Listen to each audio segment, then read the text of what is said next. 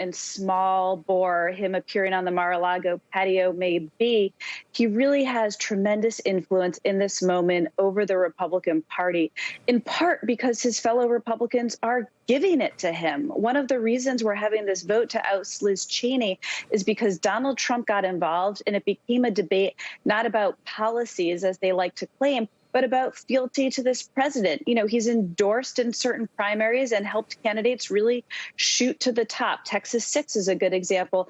And there's that steady stream. It started with Kevin McCarthy shortly after the election. One of the most recent examples was Senator Ted Cruz, who are, journeying down to Mar-a-Lago to kind of kiss his ring, supplicate themselves before him, and tweet out pictures of social media. And in that manner, he has become, I think, as we described in the piece, sort of the president of the Republican states of America, and is really pushing that party to the right and creating an existential debate about what it means to be a Republican. I don't want to say in the post-Trump era, because he's not gone, but in the era of the post-Trump presidency.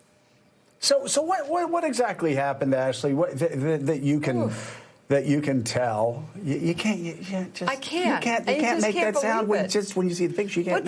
What are they celebrating? The insurrection? I'm trying to ask a question. But I'm looking at Ted Cruz and Donald Trump having dinner at Mar-a-Lago. Why would he not have dinner with a guy who's been so nice to his family? Are they toasting the insurrection? I think he said nice things about his dad in the past. He said nice things about his wife in the past. So maybe why they're would toasting Ted his Cruz little not trip be there? I don't know. Maybe they both like Cancun.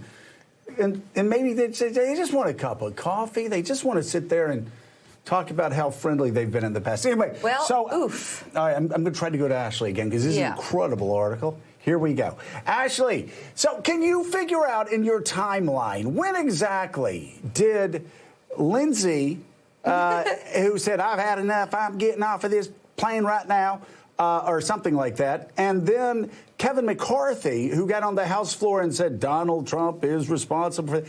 Can you tell me, can you pick an exact time when they went from deciding to be in the Liz Cheney camp to, I'm sorry, there's no polite way to say it, crawling back to Donald Trump politically? Well, one instance you would have to look at, and I don't know the exact date, but was when Leader McCarthy made that first trip that you have up on the screen right now down to Mar-a-Lago. And that showed he wasn't taking the Leader McConnell approach of, saying, I never want to talk to this man again. I'm maybe not going to go out and publicly criticize him, but I'm just going to try to move the party on. Kevin McCarthy made the calculation that all roads to the majority in 2022 run through Mar-a-Lago. And one detail we put in our story that was fascinating, and I will caveat it, is that some of Trump's top advisors are telling him if McCarthy and Republicans take back the House in 2022, that Donald Trump should not support him for Speaker, should withhold his support, should freeze that race. Now, if they actually win, Donald Trump likes to back a winner. Winning solves a lot of problems. It is hard to imagine a scenario in which Donald Trump does not support Kevin McCarthy for Speaker. But you have someone like Kevin McCarthy for who his own personal interests is running scared and is terrified of Donald Trump weighing in with a critical statement on that fairly bare-bones website that you referenced earlier. Yeah, and, Katty K, Kevin McCarthy also has not been shy about telling people that work with him, that work around him, telling reporters as well off the record that he has no use for Donald Trump. He just understands that Donald Trump is his only ticket back to the speakership. Washington's a really small town, and, well, things get back to Donald Trump. Yeah, I mean, you have this remarkable situation where we all know that McCarthy doesn't have much time for Donald Trump, McConnell doesn't have much time for Donald Trump, and yet those two most senior Republicans on Capitol Hill are bending over backwards to try and keep Donald Trump happy and it seems try and keep him the leader of the party. And when I listen to Adam Kinzinger say the ship is going down and this is the last gasp of the grand old party, I'm just not sure when it goes down. I mean, Ashley, I'd be really interested to know from your reporting, you've looked backwards to try and kind of look forwards a bit, because is Kinzinger kidding himself that what's the thing, what's the moment, what would be the catalyst that would lead to the Republican Party as the Trump Party going down? There just aren't enough moderates, it seems to me, to pull the Republican Party back in another direction. And I just wonder whether Kinzinger's right.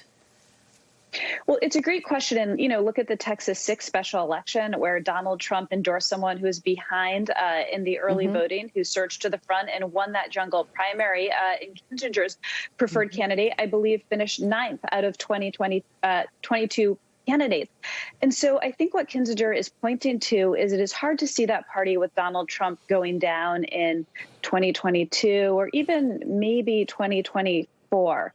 But I think he is referring to, and what he and people like Liz Cheney are worried about, is a more existential concern that what does it mean to be a Republican if you are railing against transgender women in sports, or you are moving the party so far to the right on issues of the border and refugees and embracing the conspiracy theories, including obviously the dangerous, baseless, false claims that the election was stolen.